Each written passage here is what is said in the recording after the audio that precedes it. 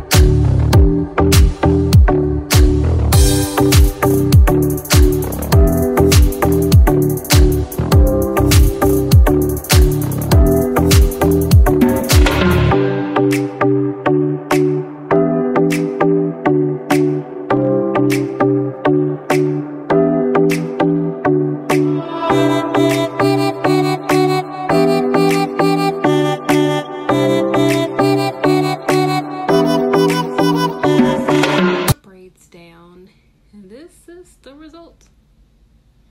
I still gotta wash and detangle tonight before going. Good morning, you guys. So what I did last night, I washed and detangled my hair, and I just parted it down the middle like this. Alright, so I bunned it on the side, and I'm going to attach this hair piece on each side. It has a little string that I can pull. There is an elastic string that I'll pull to tighten around my buns, and there are clips inside of the bun itself. Alright, so this is the end result, you guys.